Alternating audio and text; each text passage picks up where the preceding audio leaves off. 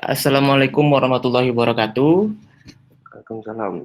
Selamat siang rekan-rekan semua peserta webinar series ini. Pertama-tama mungkin saya ingin mengucapkan terima kasih kepada Bang Rizky Ramadan selaku pembicara kita hari ini yang sudah bersedia meluangkan waktunya Bang untuk mengisi materi pada hari ini. Ya. Posisi di mana nih Bang? Di Pontianak? Ya, di Pontianak, lagi di Bujang Kurir, lagi di kantor Bujang Kurir. Di kantor ya Bang ya? Ya. Oke. Baik, mungkin ada beberapa informasi yang perlu saya sampaikan sebelum masuk ke sesi diskusi atau materi ini. Jadi, acara kita hari ini yaitu webinar series yang diadakan oleh IBT atau Inkubator Bisnis Teknologi Untan, di mana ini merupakan karena series, ini episode pertama. Jadi episode pertama ini menghadirkan 3 pembicara.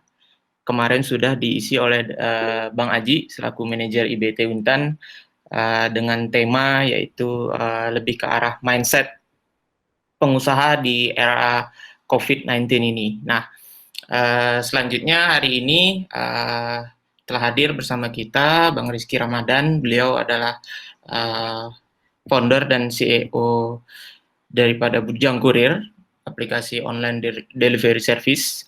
Nah, hari ini tema kita yaitu manajemen bisnis kreatif dan produktif di masa pandemi. Mungkin lebih ke arah teknis bagaimana mengelola atau memanajemen bisnisnya di era COVID-19. Juga nanti ada besok, itu pembicara terakhir untuk episode 1 ini di jam yang sama. Jadi ini merupakan rangkaian acara atau series dari sebuah webinar. Oke Bang, mungkin saya persilakan Bang untuk menyampaikan materi terkait sesi kali ini. Oke, giliran saya ya. Iya. Ya Nita. Oke, assalamualaikum warahmatullahi wabarakatuh. Waalaikumsalam warahmatullahi wabarakatuh. Selamat siang teman-teman semuanya. Saya lihat ada beberapa mahasiswa, ada juga beberapa penggiat startup lokal di Pontianak yang sudah bergabung. Terima kasih sebelumnya kepada IBT Untan yang sudah mengajak saya untuk sama-sama belajar dan berdiskusi mengenai perkembangan startup dan manajemen bisnis kreatif dan produktif di masa pandemi ini. Apa kabar semuanya? Mudah-mudahan dalam keadaan sehat walafiat ya. Saya tidak akan banyak mempresentasikan hal-hal yang bersifat bersifat konsep, tapi nanti akan kita banyak berdiskusi mengenai masalah teknisnya saja. Cuma yang saya sampaikan nanti ada beberapa yang secara umum sajalah, secara general dulu yang saya akan sampaikan. Mungkin di slide berikutnya, ini dari Enda mungkin ya, yang bisa mengubah slide-nya. Iya. Perkenalan nggak usah. Next aja langsung ke materi. Nah, Okay. Ini dulu aja ya, saya kasih perkenalan dulu lah sekilas mengenai Bujang Kurir. Mungkin teman-teman ada yang belum tahu ataupun yang sudah tahu. Saya mempresentkan lagi apa sih sebenarnya sih Bujang Kurir itu. Nah, Bujang Kurir ini adalah personal delivery order service yang saya bilang bisa ini pertama di kota Pontianak, yang didirikan di tahun 2015. Nah, nanti di bulan Juni genap ganjil berarti umur kita 5 tahun, pas umur kita 5 tahun. Nah, dari 2019 awal kami sudah concern merubah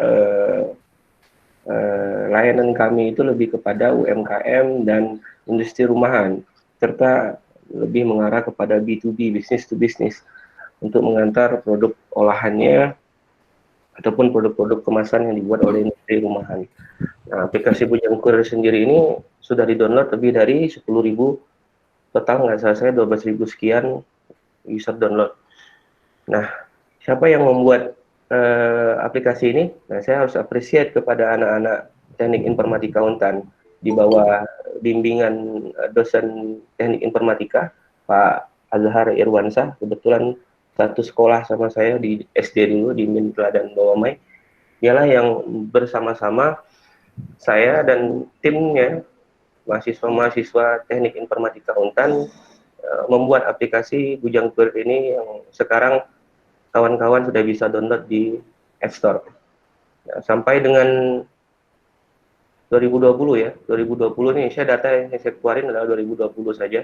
Sampai dengan April, Bujang Kurir sendiri telah menyelesaikan kurang lebih 11.500-an order sampai dengan April. Dan itu hampir 75% lebih itu didominasi oleh UMKM dan industri rumahan, sedangkan 24% lebihnya itu di konsumsi ini ya, konsumsi umum, konsumsi masyarakat. Nah, next mungkin kita masuk ke materi intinya saja. Oke, saya kemarin dihubungi oleh Gun Mayudi untuk berbicara mengenai bagaimana sih manajemen bisnis agar kreatif dan produktif di masa pandemi ini, di masa COVID-19 ini, dalam ruang lingkup, dalam skop startup. Saya coba mengulas dari awal dulu. Memang COVID-19 ini sudah menghentikan laju perekonomian dunia, saya bilang. Saya tadi malam coba cek data di Worldometer, per 10 Mei itu COVID-19 ini sudah korbannya ada 4 juta lebih, 4 juta orang lebih, dan yang meninggal sekitar 281.000, dan yang sembuh 1.455 sekian. Saya lihat juga beberapa berita-berita yang ada di beberapa media elektronik seperti di bisnis.com, di Kumparan, kemudian di CNN. Beberapa fakta itu menyebutkan memang ekonomi bakal down gara-gara pandemi ini. Bahkan di CNN aja prediksi perekonomian Indonesia itu bisa turun hanya tumbuh 2,5%. Nah, ini juga berdampak secara global. Otomatis Indonesia juga kena dampaknya. Nah, kita berbicara dalam konteks startup, jelas ada juga dampak COVID-19 ini untuk startup-startup yang ada di Indonesia. Yang terbaru, tadi pagi saya sempat browse sebentar di Detik apa di Kompas ya, saya lupa. Airi akhirnya menyerah. Airi akhirnya menutup semua layanannya karena pandemi ini gitu. Kemudian kalau untuk ride hailing yang sudah besar, yang sudah dekarbon, Gojek atau Grab sudah turun untuk GoRide-nya sebesar 80% yang saya tahu ya, yang saya lihat datanya gitu. Kemudian apalagi Traveloka banyak yang refund, industri pariwisata terkena imbasnya. Kemudian untuk e-commerce yang sudah hit, Tokopedia, kemudian ada Bukalapak, Shopee, mengalami penurunan pembelian yang dulunya didominasi oleh barang-barang elektronik. Nah, sekarang lebih kepada barang-barang kebutuhan kesehatan yang diminati. Nah, permasalahannya muncul saat COVID-19 ini, dampaknya seperti apa? Karena global tadi ini, barangnya ada, persediaannya ada, tapi jasanya itu jadi ikut terganggu karena beberapa penerbangan ditutup, dan akhirnya untuk startup Tokopedia yang sifatnya e-commerce mempending pengirimannya. Itu berpengaruh juga ke layanan mereka. Next. Nah, saya mengutip di Tech ID ya, apa sih dampak COVID-19 terhadap startup ini? Bisa kawan-kawan lihat di slide presentasi saya mengambil dari Tech ID tadi ini. Dari e-commerce itu ada peningkatan transaksi kategori ya. Kemudian ada peningkatan transaksi Tokopedia untuk di kategori kesehatan. Nah, hampir 3 kali lipat.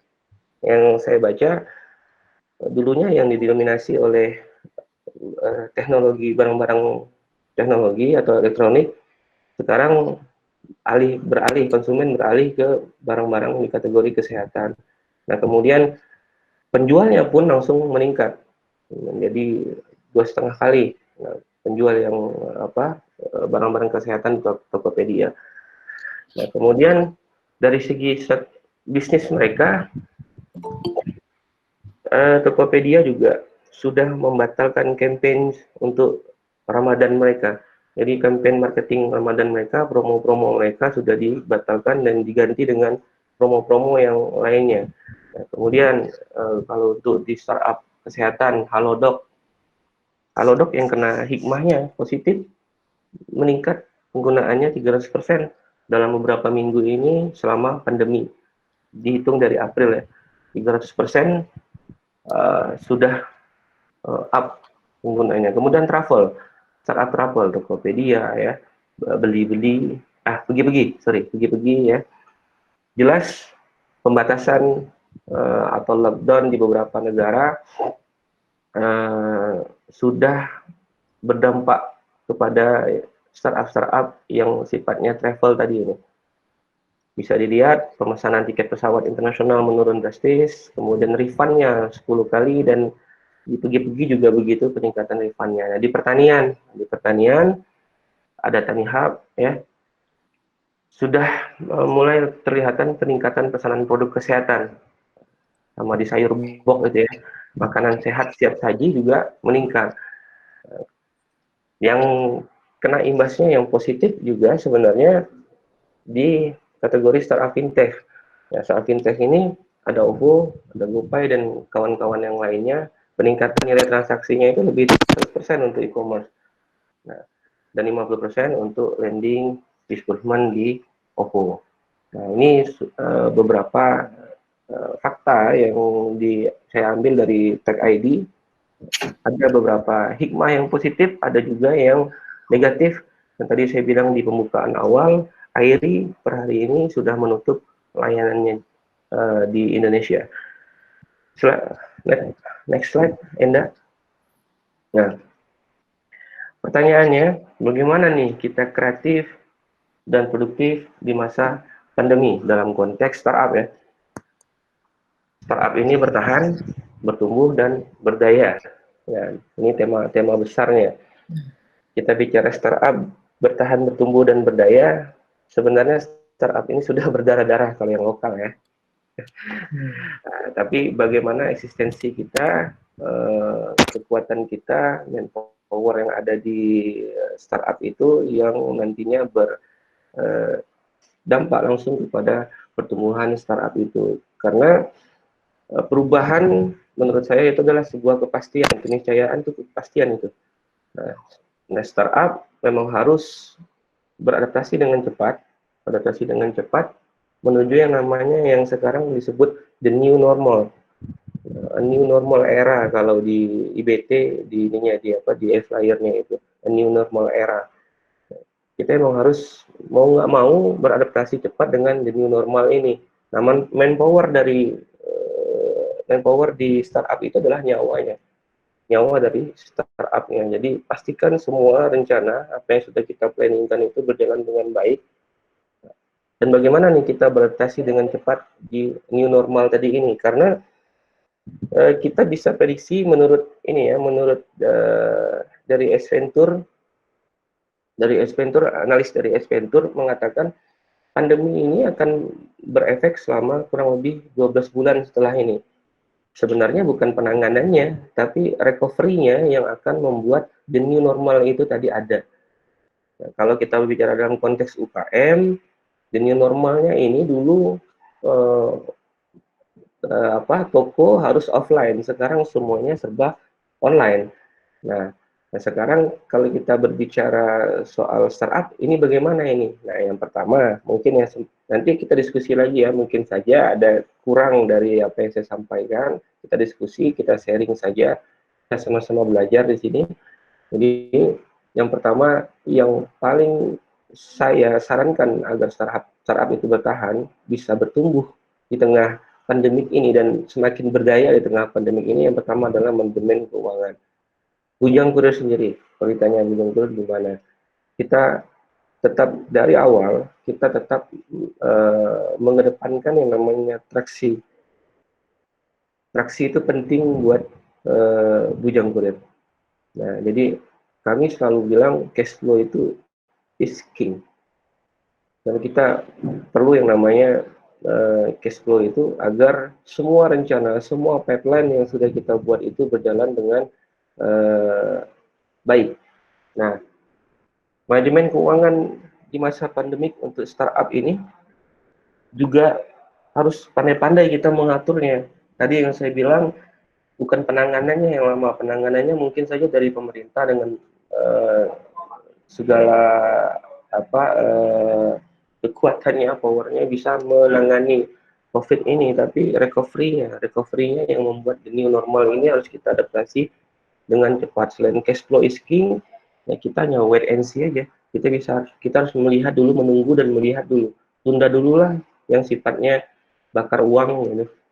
Tunda dulu lah yang sifatnya kita mau kepikiran untuk ekspansi misalnya. Nah, tunda dulu lah yang namanya kalau kita ingin memberikan promo jor-joran gitu terhadap sebuah produk gitu. Nah, kalau saya lebih melihatnya seperti itu, kita wait and see saja, tetap cash flow is king gitu ya, tetap kita memberikan apalagi jasa, memberikan layanan dengan baik. Nah, kemudian yang berikutnya adalah inovasi baru. Inovasi baru ini kaitannya dengan pandemik ini, ya, mau nggak mau kita harus meredesain pipeline. Awalnya kemarin kalau kami sendiri, ya ini kalau kami sendiri saja yang menjangkau ya, kita inginnya membuat sesuatu yang baru kemarin. Ada fitur-fitur yang baru yang mau kita launchkan di versi terbaru sekitar 1 minggu yang lalu itu. Tapi kita pending semuanya. Kita pending semuanya dan kita lebih mengarah fokus dengan apa yang sekarang dibutuhkan oleh market kita. Jadi kami juga langsung men-change valuable marketnya. Yang kita lihat apa perubahan ini dengan work from home, dengan stay at home, semua kebutuhan yang primer itu menjadi kebutuhan benar-benar yang harus kita fokuskan di situ. Nah, yang kurir coba mengubah market itu ke valuable market tadi itu. Kita redesign semua pipeline kita, kita tunda dulu yang namanya promosi-promosi kita, ya. Kita fokus dulu lah dengan produk-produk yang relevan, yang sesuai dengan dampak dari COVID-19 ini. Nah, semuanya itu tidak bisa tanpa ada networking dan collaboration. Saya rasa semuanya teman-teman yang bermain di startup yang sudah memberanikan diri, saya bilang memberanikan diri dalam tanda petik untuk bermain di startup harus kuat networking dan collaboration-nya. Dan saya merasakan sekali di saat pandemi seperti ini banyak yang bilang ojol-ojol pada kurang pendapatannya. Nah, alhamdulillah untuk di Bujang Kurir sendiri dengan meredesain pipeline, kemudian kita rubah market kita, kemudian kita fokus terhadap, kita geser sedikit, kita fokus sedikit terhadap produk-produk yang mau kita kita concernkan di situ. Nah, alhamdulillah kurir-kurir kami aman-aman saja sebenarnya. Jadi kalau banyak di sosial media itu yang bilang ojol nasibnya turun drastis, nah, ojol yang mana dulu? Kalau Bujang Kurir aman-aman aja, insya Allah aman aja. Sebenarnya apa kekuatannya? Kekuatannya dari networking dan collaboration. Nah, alhamdulillah misalnya kalau di Bujang Kurir, pas pandemi ini, pas juga Dinas Pangan Provinsi Kalbar melalui petaninya mengajak kita bekerja sama untuk menyediakan kebutuhan 9 bahan pokok sembako kita belanja, kemudian kita antar ke tempat pelanggan dengan harga di bawah rata-rata. Nah, itu kan fokus kita sudah mengarah ke dampak dari COVID-19 tadi ini. Jadi networking dan collaboration itu juga menjadi kata kunci dari semuanya ini, dari manajemen keuangan dan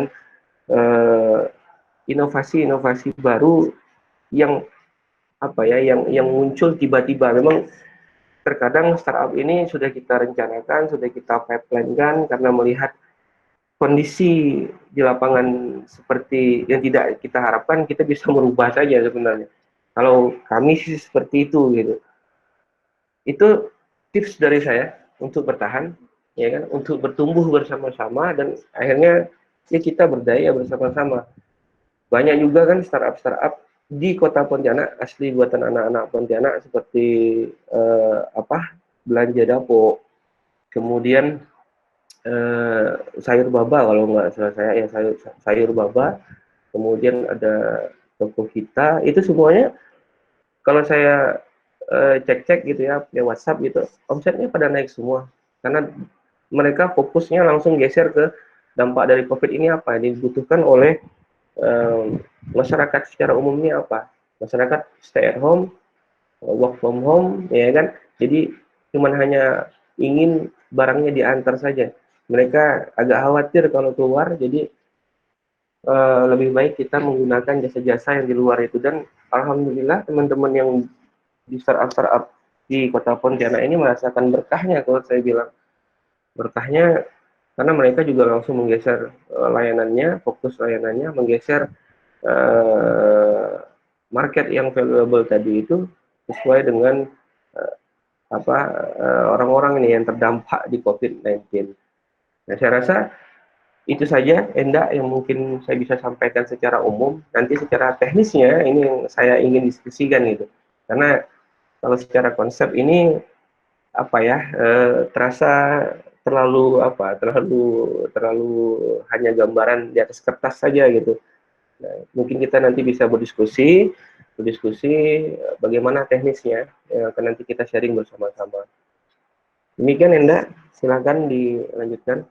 Ya, jadi terkait efek COVID nih Bang ya, memang banyak kita baca berita sampai AIRI pun tutup kemarin tuh, baru beritanya baru kita baca per 31 April atau Maret kemarin tuh ya memang. Ya, Jadi bisnis-bisnis kayak travel terutama yang banyak terkena dampaknya lah tuh Bang ya kayaknya. ya, Untuk apa efek dari COVID ini. Kemudian ada dua poin penting tadi terkait bagaimana Bujang Kurir mensiasati keadaan ini, yaitu manajemen keuangan sama inovasi.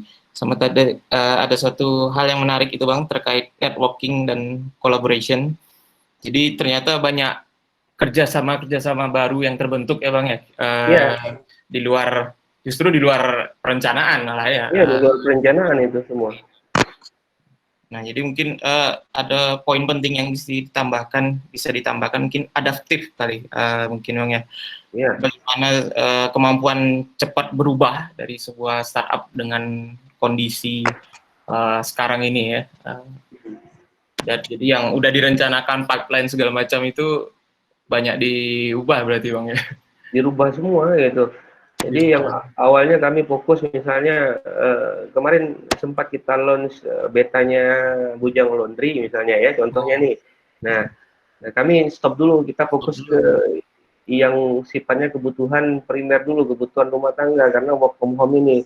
Nah, kita geser lagi yuk kita nanti buat bujang masak misalnya. Ini kan yang sudah lagi digarap sama anak-anak TI juga TI Untan itu. Mereka itu hebat-hebat semua. Jadi bujang masak kita mau launchkan dalam beberapa hari ke depan gitu. Nah itu kan kami menggeser fokus layanan kami yang tadinya kita fokus ke layanan delivery sifatnya umum, sekarang semuanya hampir kepada B2B ya business to business dan yang usaha-usaha yang berdampak pada berdampak COVID tadi ini UMKM industri rumahan kita punya data UMKM itu sebenarnya tumbuh drastis loh omsetnya. Saya bisa katakan nih, contoh ya untuk UMKM puding misalnya, atau kue-kue kecil kayak cake mini itu, yang biasanya ordernya hanya 10 titik antar, ya di perharinya sebelum pandemi ini sekarang bisa 30-40 titik antar loh. Nah, jadi kan saya melihat itu ini geser ini kebutuhan perilaku the new normal tadi ini di new normal era ini perilakunya semuanya sudah bergeser jadi nggak bisa ini kalau kita paksain tapenya seperti ini gitu. Lebih baik fokus memang ke ke hal itu dulu berarti itu Bang ya. Iya, fokus ke itu dulu. Oke, mungkin dari teman-teman yang lain ada yang ingin bertanya, terutama yang mungkin punya Startup UMKM nih, bisnis atau kuliner startup, atau apa gitu eh, Bang. UMKM dan startup lah. Hmm, eh, bisnis kuliner kayaknya paling banyak di kondisi sekarang nih Bang ya. Iya, Kalau saya lihat tuh orang scroll Instagram tahu-tahu tertarik aja gitu, apa namanya, orang jualan apa gitu. UKM plus resto-resto kan, Oh, resto lah ya, resto yang terasa sekali dengan pembatasan pembatasan PSBB ini ya. Nah, apa mereka menginovasi langsung produknya dengan frozen frozen food kan, oh, frozen food semua. Kemudian eh, mereka bahkan ada yang membuat layanan delivery mendadak gitu loh. Maksudnya layanan itu sebelumnya nggak ada gitu. hmm, Daripada mereka memberhentikan atau mem-PHK karyawannya, lebih bagus mereka memfrozen food kan. Nah, kemudian mereka ini karyawan-karyawan yang tadinya tukang antar atau tukang bersih-bersih di restonya dijadiin kurir ya, delivery-nya. Nah, kurir juga deh jadi. jadi kurir jadinya. Iya, sekarang gitu semua teman-teman saya banyak sharing sama teman-teman gitu. Hmm. Kalau untuk bujang kurir sendiri berarti kayak kebutuhan apa belanja di pasar gitu Iya, mengakomodir berarti Mbak ya? akomodir. Itu pagi itu pasti ada itu. Selain di toko tani yang tadi saya bilang sama dinas pangan tadi itu, Hmm. yang tidak ada rencana sama sekali kami itu. Nah, jadi pagi-pagi itu pasti itu kakak-kakak, adik-adik, abang-abang itu pada ordernya belanja di toko tani atau belanja di pasar-pasar.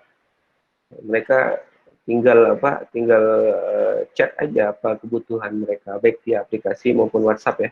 Karena kami ada dua layanan kan. Berdasarkan tadi itulah permintaan-permintaan itu ya saya mikir ya, kita buat bujang masak aja ya. Kalau bujang masak tuh jadi gimana tuh Bang maksudnya konsepnya? Barang-barang yang ada di pasar pasar Hmm. tradisional kita hadirkan di aplikasi.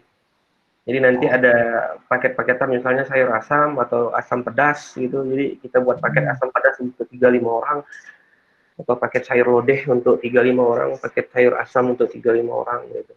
Oh. Nah, Ya, itu lauk satuan lah gitu kayaknya Bang nah ya. Karena bukan kalau bukan satuan sih, lebih ke keluarga kecil gitu. keluarga. 3 sampai 5 orang gitu. Oh. Nah, itu yang mau kita buat. Sudah ada di aplikasi itu masih tulisannya coming soon. Tapi udah bentar lagi lah itu kayaknya. Tinggal Oke. di launch saja. Kalau mengenai ini sendiri Bang, apa perilaku konsumen itu ya. Hmm, Orderan tuh ketika jamnya kan berubah nih sekarang nih dekat-dekat jam buka gitu ya. Berarti ya, otomatis order banyak meningkat di jam sore sampai malam gitu Bang ya. Nah, iya. kalau Kalau jadi kondisi malam itu ada PSBB gitu, aman-aman aja tuh. jalan nggak kurirnya tuh Bang? Alhamdulillah aman-aman. Kita koordinasi juga sama Polresta, ya kan. Jadi Oh. kalau untuk malam kan PSBB memang ada, tapi kami diberikan kelonggaran lah untuk kurir. Oh. Nah, ini Lumayan. perilaku konsumen, ya perilaku pelanggan kami ini memang berubah drastis kalau saya bilang.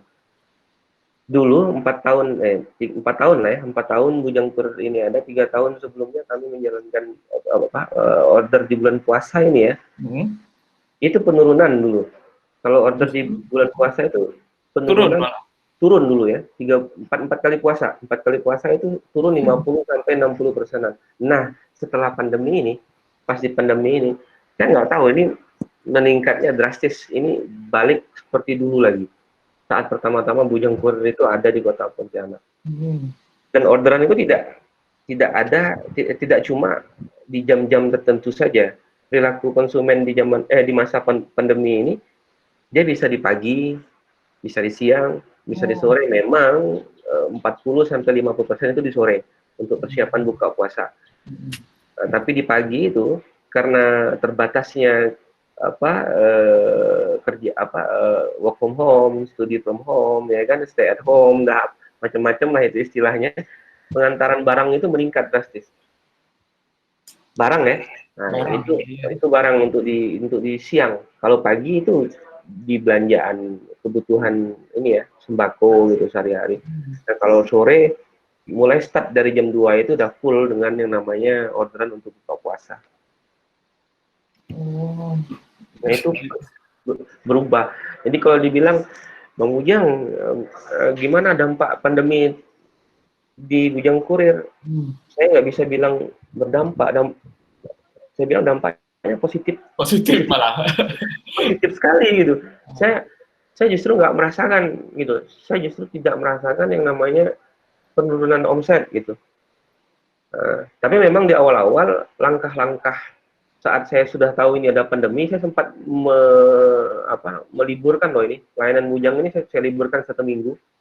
Nah seminggu itu saya berpikir bersama tim, ya kan, bersama CTO Bujang Kurir juga, kita berpikir bersama-sama ini kita mau ngapain ya seminggu ke depan, ini bahaya ini, ya kan. Ini bahaya ini kalau kalau kita terus, ini pas nih ada yang bertanya nih, Bang Rizky, mari desain. Nah ini pas saya mau cerita mari desain juga. Hmm. Seminggu saya liburkan di masa pandemi itu, dan kemudian kita buka lagi pipeline kita. Saya bilang sama CTO saya, kebetulan dosen di TI itu, TI Untan, Iwan, Pak Azhar Iwan Sah. Wan, saya bilang, ini kita harus mengubah nih Wan. Saya hubungi juga si programmer, mahasiswa Untan juga tuh, si, Iya. si Pande itu. Ini nggak bisa begini nih deh, kita harus merubah ini. Seminggu, saya khawatir juga PSBB pasti akan dibatasi lah, kalau nggak PSBB jam akan dibatasi. Udah Iya. kita redesign pipeline aja. Sekarang butuhnya di mana? Feeling saya waktu itu bilangnya ini kebutuhan kita di rumah tangga. Ini kebutuhan rumah tangga, belanja dan segala macam. Orang akan takut, agak sedikit khawatir untuk keluar. Nah, gimana kalau kita launchkan sajalah bujang masak yang sudah lama terpending itu, saya bilang. Oke, kita garap. Nah, kemudian saya coba buka jaringan-jaringan saya lah. Saya coba menghubungi teman-teman, yuk kita kolaborasi yuk kita kerjasama yuk. Nah, oh iya, ternyata gayung bersambut kata orang kerja. Nah, Dinas Pertanian bilang, oh iya Bang Rizky, kami ada TTIC, Toko Tani Indonesia Center, yuk kita kerjasama yuk. Jadi barang-barang sembako kita, oh iya, Bang Rizky Bujang Kurir salurkan, langsung via pesan antar aja. Oh ya boleh, ini pas ini berarti.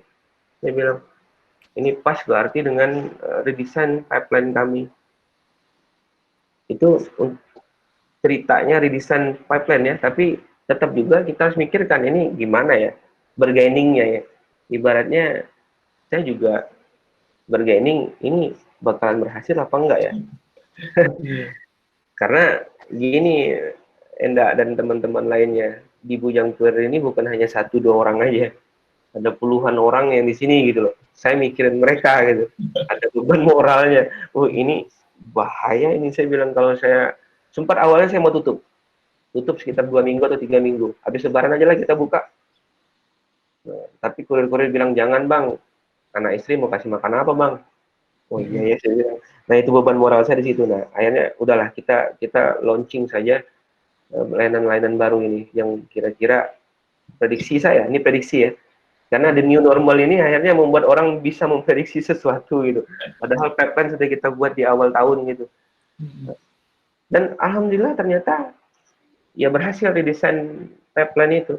Kalau ditanya prosesnya seperti apa, ya teknisnya seperti apa gitu ya, meredesain pipeline tadi itu pasti dari sebuah problem gitu. Ini masalahnya apa? Oh pandemi. Pandemi menyebabkan apa? Buat orang nggak bisa keluar, buat orang khawatir untuk pergi ke pasar, buat orang butuh layanan antar-antar barang, jam operasional kantor menjadi berkurang, ya kan? Nah, UMKM harus hidup. Ya, gimana untuk mengantarkan produk olahan mereka ke masyarakat umum? Nah, ini problemnya kan di situ tuh. Iya. Ya sudah, berarti saya bilang kita launchingkan saja, kita redesign pattern kita dengan menggeser fokus produk kita, layanan kita lebih kepada pengantaran yang sifatnya kebutuhan sehari-hari. Nah itu kalau untuk redesign pipeline. Nah ini kemudian yang kedua nih, ada pertanyaan nih. Kalau pertumbuhan di Bujang Kurir drastis, apakah juga hingga pertumbuhan jumlah kurir? Ya, betul saya penambahan jumlah kurir. Ya, sampai hari ini saya masih cari kurir. Karena mereka juga butuh istirahat gitu. Karena sih kerja di Bujang Kurir itu kan sifatnya bukan freelance, tapi mereka menjadi karyawan di Bujang gitu. Jadi mereka setiap hari masuk tanpa ada dihajar orderan yang begitu banyak, akhirnya mereka ngedrop. Di masa pandemi gini ada yang bersin-bersin saja saya suruh kamu off 3 hari. Khawatir juga saya. Nah, makanya saya caranya gimana? Nah, muncul lagi. Yang awalnya untuk kita tahan-tahan menambah kurir, mau nggak mau di masa pandemi ini nambah kurir. Nah, ini ada penambahan sekitar 5 orang lagi, penambahan kurir. Nah, saya sampai sekarang pun masih cari kurir. Ayo siapa kawan yang kerja di Bujang Kurir gitu. Silahkan, saya welcome saja gitu. Nah, kemudian pertanyaan yang ketiga, bagaimana respon Abang dengan munculnya jasa online delivery dadakan? Dadakan kalau dari rumah makannya, dari restonya, saya nggak, ya sama-sama cari rezeki, ngapain kita respon negatif? Rezeki sudah ada yang ngatur. Iya, ada yang ngatur. Rezeki sudah ada yang ngatur, ngapain kita? Yang penting kan inovasi-inovasi aja. Kita bagi-bagi, ibaratnya bagi-bagi kue gitu. Biarin kami di pengantaran yang sifatnya umum harian gitu. Nah, kalau yang tadi dadakan itu kan pas dengan resto-restonya yang harus tutup karena ada pembatasan ya di Kota Pontianak. Akhirnya mereka daripada mem-PHK karyawannya, mending karyawannya dijadikan kurir juga. Nah, saya rasa itu bagus sekali gitu. Kami meresponnya oke-oke aja gitu. Inti kuenya masih besar berarti memang ya. Kuenya masih besar sekali di Kota Pontianak ini. Iya, Di sampah ada teman-teman kita ya, angkut ya, kuenya masih sangat besar sekali. Di belanja Dapo ya, itu kuenya masih sangat besar sekali. Di apalagi teman-teman yang di Abang Desa ya kan, startup pertanian di pandemi ini harusnya makin tambah besar gitu. Nah, teman-teman yang di di Pontianak ini sebenarnya bisa saja menggarap kue-kue tadi itu saya bilang. Oke. Pertanyaan lagi nih kayaknya nih Bang. Nah, ya, strategi itu apa yang harus dilakukan untuk merecover startup di sektor layanan wisata? Nah, ini yang paling berat ini. Layanan wisata ini yang terdampak benar-benar parah sekali. Di lokal sih saya kurang tahu apa sudah ada startup yang bermain di ranah wisata gitu ya. Tapi yang jelas kalau kayak Traveloka pergi-pergi ya kan, mereka jelas terasa dampaknya sekali, bahkan belum ada infonya sih kalau ada pemutusan hubungan kerja atau PHK gitu ya di Traveloka dan pergi-pergi itu belum ada, tapi kebanyakan mereka meredesain juga pipeline mereka dengan layanan-layanan sejenis gitu. Bukan layanan sejenis, layanan-layanan yang kira-kira dibutuhkan untuk COVID ini. Refund tadi itu kan otomatis kan ditahan dulu pengembalian uangnya. Jadi mereka bermain di situ sebenarnya. Nah, kemudian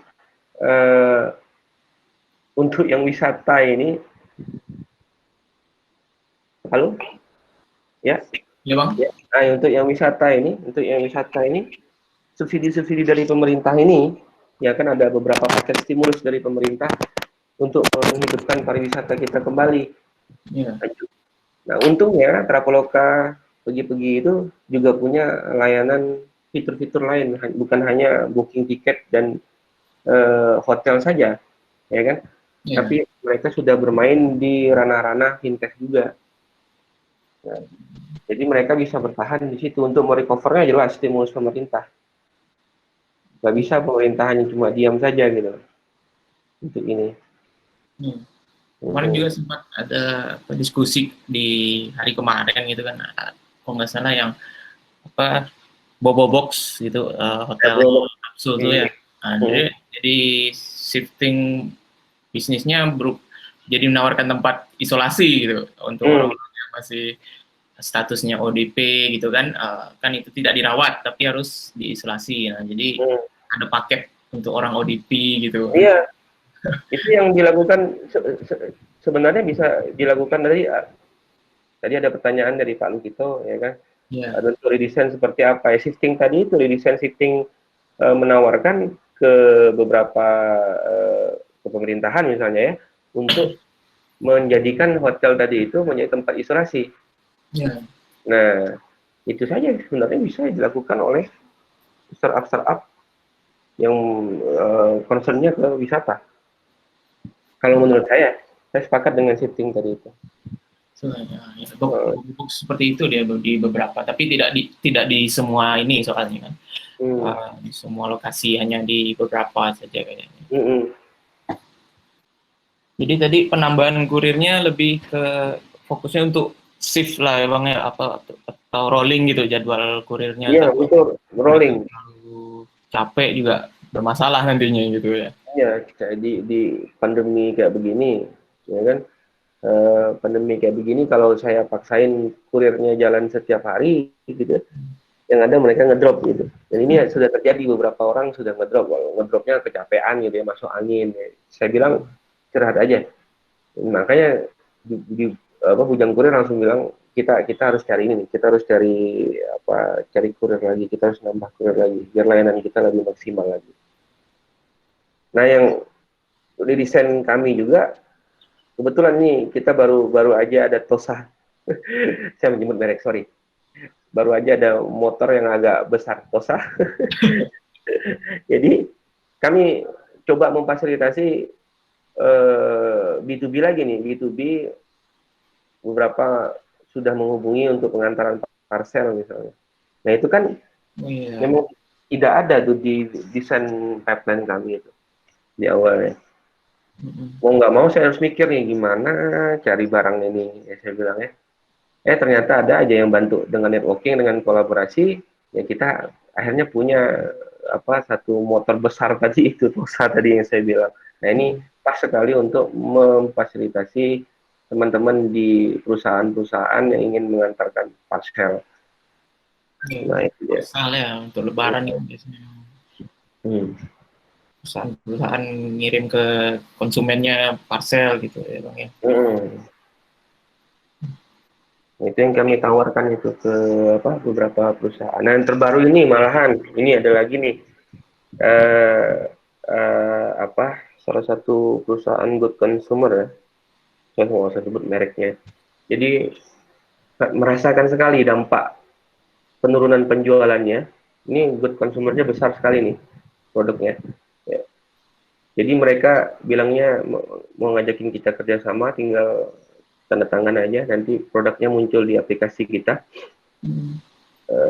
Ini memang harus dijemput bolanya nih.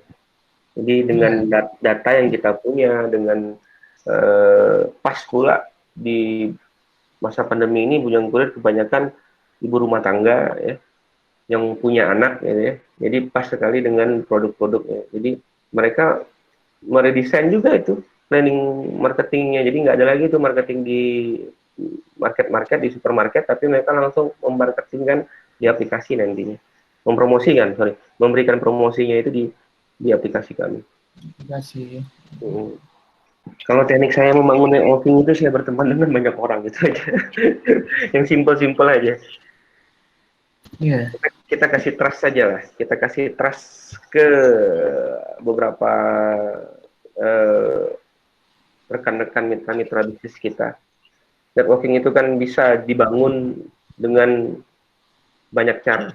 Selain berteman, kita masuk ke dalam satu komunitas nih, ada inkubator bisnis dan teknologi Untan, kita bisa gabung untuk mahasiswa Untan, mahasiswa yang lain di universitas yang lain, misalnya di tempat saya mengajar di Universitas Muhammadiyah Pontianak ada juga yang namanya LPIK, mereka juga bisa bergabung di inkubator di situ.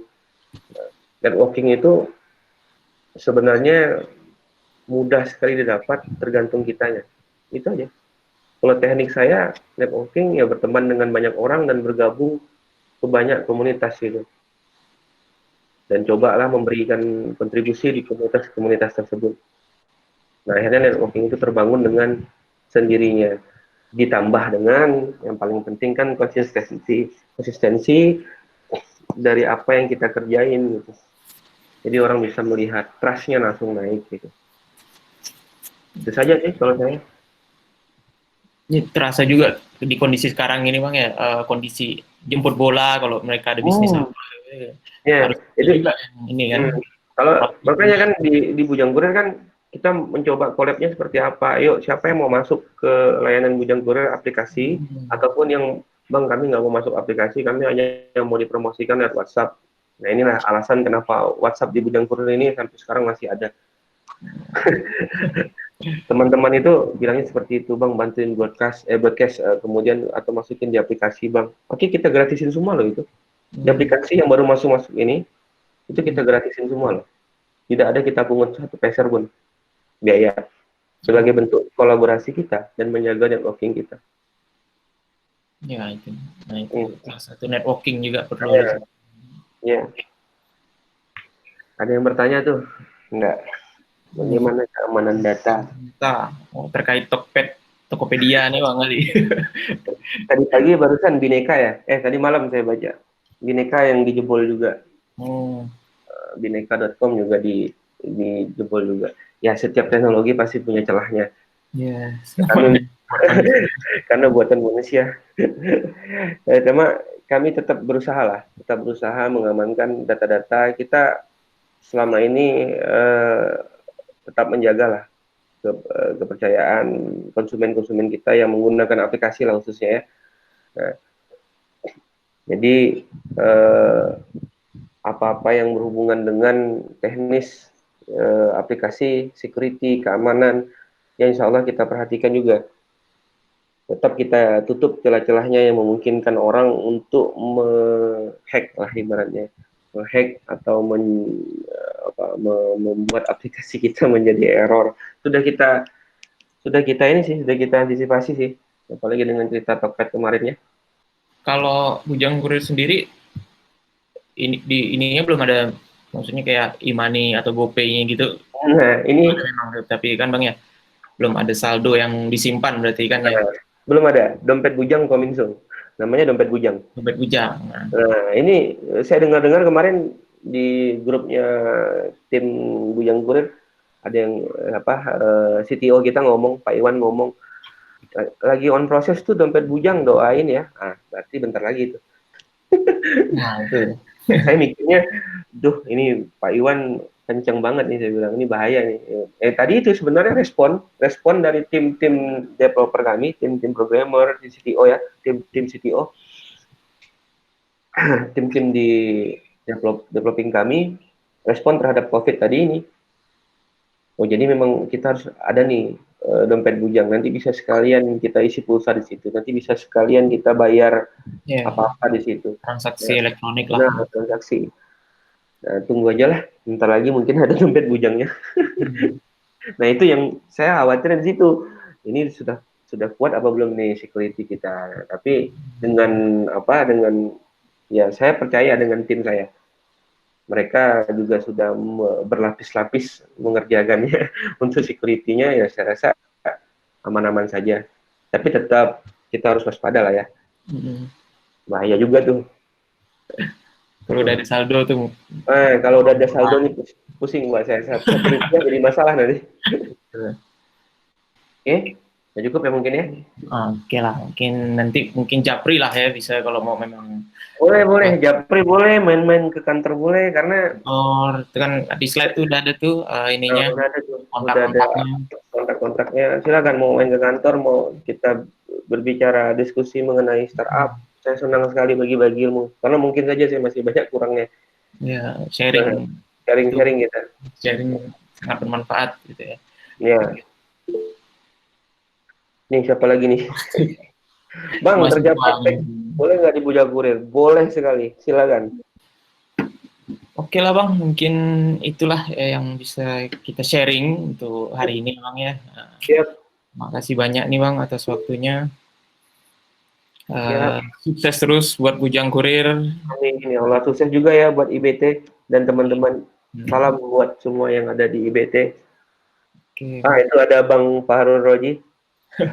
Terima Ah, kasih Bang Fahrul Roji. awal. Terima kasih banyak Bang Rizky. Eh, Ini biasa ini. sukses Bang buat kita semua Bang. Mudah-mudahan diberi kesehatan semuanya. Amin. Siap Bang. Terima kasih banyak Bang Rizky. Ya, sesi kali ini sampai di sini. Kurang lebihnya saya mohon dimaafkan. Jika ingin ada diskusi lebih lanjut, silakan menghubungi langsung ke Bujang Kurir ataupun ke IBT Untan untuk menanyakan hal-hal terkait yang mungkin dibutuhkan. Lebih kurangnya saya mohon dimaafkan. Sekian, wabillahi taufik walhidayah. Assalamualaikum warahmatullahi wabarakatuh.